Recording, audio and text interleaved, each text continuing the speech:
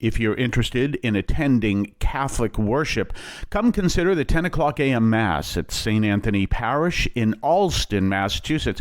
We're located just 4 blocks up from Soldiers Field Road at 43 Holton Street. You can check out our website at stanthonyalston.org. That's saintanthonyalston.org. And come to the 10 o'clock Mass and experience our chanted Liturgy of the Eucharist every Sunday. Let us offer our consecration to the Lord. Lord, we offer up to you this day, and we ask that your name be glorified as we continue through the 18th week of Ordinary Time, as we look at the teachings that we find in Jeremiah, his prophecy for even our times, and we look at that through Christ our Lord. Well, we are looking today at the feast of Saint Dominic. Saint Dominic was a great leader. It was founded the Order of Preachers, and you still find them today. If you're looking on the internet, look for the initials O.P. So initials OP, and that means the Order of Preachers, and that is the Dominican order, not to be confused. We say, well, they're Dominicans. Does that mean they're part of the order, or they're from the Dominican Republic? Because it's the same term. But OP would be they're Dominicans, which are part of the Dominican order. Besides St. Dominic, probably their most famous member of the order is St. Thomas Aquinas. So so say hello. If you see any Dominicans today, say a hello to them and wish them blessings on their founder's feast day. So we're looking at the 31st chapter of Jeremiah. And this is, again, a prophecy. It's a prophecy of the days that are coming with the new covenant. And of course, this is really important when we understand this whole concept of the new covenant, because what it's teaching us is the days are coming when everything will be changed. Well, what is the new covenant that is coming? It's talking about the restoration of Israel and Judah. Now, remember that this is Jeremiah speaking in the 6th century BC. Israel is gone, and he's speaking to Judah. Judah is falling and falls, and Jeremiah is also there to help them not lose hope, but he is also there to say there will come a new covenant. Well, now, if we were to transfer Jeremiah from that time to our time, he would look out and say, what? Israel is restored? Actually, he might say, oh, look at that, Israel's restored. Yeah, it fell a couple centuries before I left. No, you have to understand that for almost 2,000 years, Israel and Judah were gone. And then he'd look at that and say, what? Because that would indicate that his prophecy came true, that in fact you would have the restoration of Israel and Judah, which clearly we have. But what he's also talking about is the very time that we're living right now. And that is one of the key aspects of our faith, that the law is written on our hearts. Now, to understand that, you have to understand that the law is, of course, the rules that the Jews follow. There's the Mosaic law, which includes the Ten Commandments. There's the Torah. And there are also the other laws that they follow, such as not working on the Sabbath, which is their Saturday. Some have a very strict interpretation of that. They won't even drive on that day. There are other parts of the law, such as what you can eat, what you can't eat, and things like that. For example, Jews do not eat lobster. It's against their dietary restrictions. So this is all part of that aspect of the law. But the ultimate aspect of the law is the law of charity. Love the Lord your God with all your heart, soul, mind, and strength. Love your neighbor as yourself. And that is the law that's written on your hearts.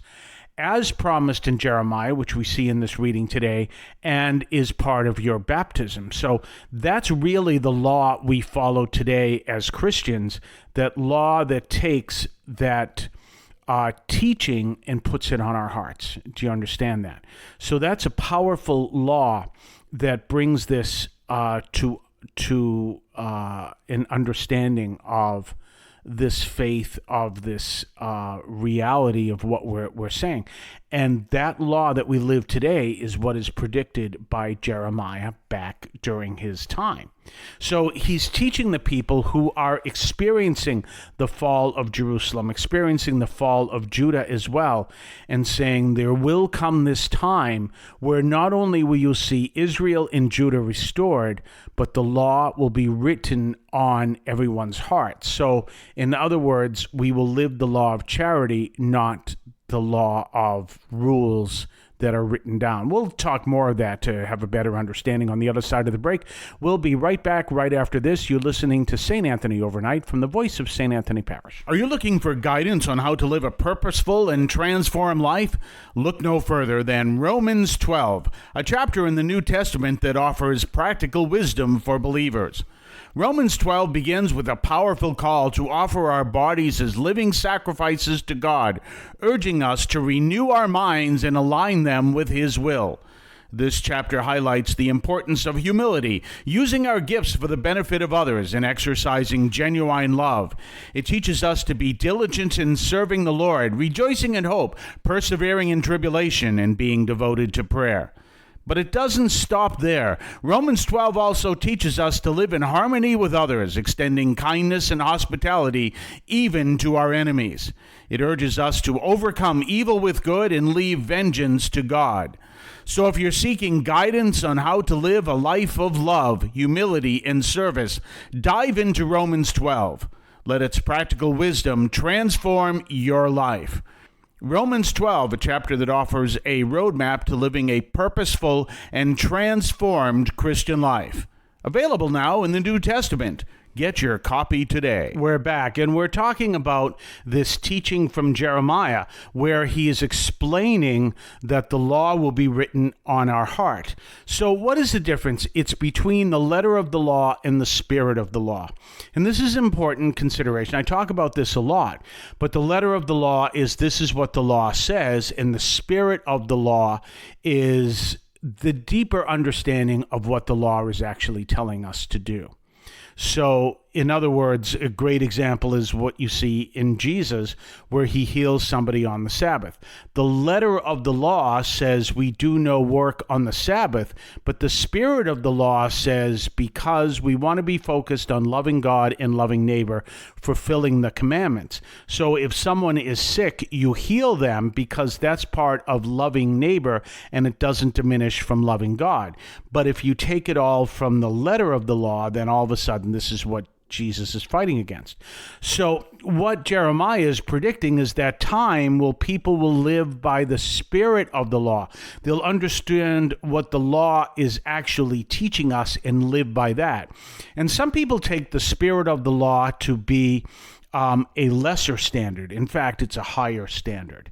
It's saying, even though I'm not following the letter of the law, I'm following the law, understanding the principles. So, an example I use quite a bit, and you might have heard this before, is the story of the man who would not receive communion because he went to Mass, and the priest distributed communion at Mass. Now, he went to Mass after lunch, 55 minutes after he finished lunch. So, therefore, he said it wasn't an hour, therefore I'm not going to receive communion. That's following the letter of the law. But that I try to explain to him, and he didn't listen to me, is incorrect. Because the letter of the law says an hour. Now, understand, in Jesus' time, there was no such thing as a 60-minute hour because they didn't have clocks and they didn't have watches. None of that existed. So the concept of the hour being exactly 60 minutes did not exist. Everything was based on the sun. So it would have been more an approximation. So to turn to someone who had the intention, the spirit of the law was there. I'm not going to eat for a certain time until I receive communion. That I'm not going to receive communion until a certain time after I eat. That should be an hour, but the hour isn't called to be exactly 60 minutes because in the time of Jesus, there was no such thing. I don't know. I suppose it would be a simple looking up in history, but I'm not sure who had watches even at the time of the Council of Trent, which I'm sure they did. But you see what I'm saying? There was nothing exact then. I always remember this when I was working in the Navy, and you have your system that runs on electronics. And you have different adjustments that you can make because over time there may be some wear and tear, even in the electronics world. So before I came on the ship, one of the guys who was a technician, he adjusted everything to be exact within tolerance because he wanted to make everything the way it should be.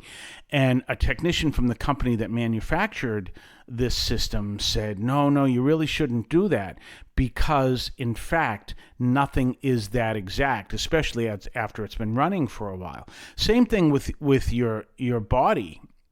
If you look at certain values that you're supposed to have of certain hormones or electrolytes or whatever, it's always within a range. It's not an exact point because there's a variant there. Well, it's the same thing. The letter of the law is not meant to be, well, it is meant to be exact, but we're called to follow the spirit of the law, which is basically a higher standard because it's the desire to follow the law as the Lord would want you to, but it's not within this very thin frame. That's the difference. So as this guy still refused to believe me, 55 minutes was fine to receive communion because the focus was an hour and there's nothing exact. The spirit of the law was what he was following. I want to call your attention to Catholic TV, which offers great faith-filled, family-friendly programming 24 hours a day. You can find your cable channel at www.getcatholictv.com, and you can watch online on the free apps or check out the YouTube channel. Daily Mass, Rosaries, the Divine Mercy Chaplet, and the Our Lady of Perpetual Help Novena are all available online and on demand. Check out CatholicTV.com. Remember, when you're looking for a place to attend Mass, and if you don't already attend Mass at your local parish, come to St. Anthony Parish in Allston, Massachusetts. We're located at 43 Holton Street in Allston, just a few blocks up from Soldiers Field Road. And you can check us out, come to our 10 o'clock a.m. Mass, and come to experience our Catholic worship at St. Anthony Parish in Allston, Massachusetts.